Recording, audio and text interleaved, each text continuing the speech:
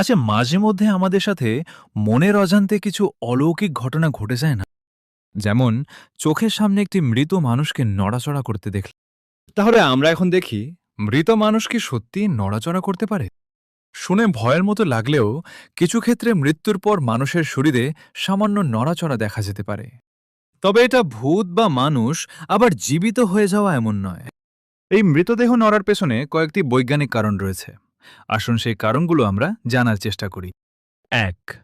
পেশির রাসায়নিক প্রতিক্রিয়া। মৃত্যুর পরও শরীরের কিছু পেশিতে অল্প সময়ের জন্য শক্তি বা রাসায়নিক প্রতিক্রিয়া থেকে যায়। এর ফলে হাত, আঙুল বা মুখের অংশ সামান্য নড়ে উঠতে পারে। ২. স্নায়ুর শেষ সংকেত। মস্তিষ্ক কাজ বন্ধ করলেও কিছু স্নায়ু কয়েক মুহূর্ত সক্রিয় থাকতে পারে, তাই হালকা ঝাঁকুনি বা নড়াচড়া দেখা যায়। ৩. গ্যাস জমার প্রভাব। মৃত্যুর পর শরীরের ভিতরে গ্যাস তৈরি হতে থাকে। এতে শরীরের ভঙ্গি একটু বদলে যেতে পারে, যা দেখে মনে হয় নড়েছে। ৪. Lazarus sign. কিছু বিরল ক্ষেত্রে মৃতদেহের হাত হঠাৎ উপরের দিকে উঠে আসার মতো তো দেখা গেছে।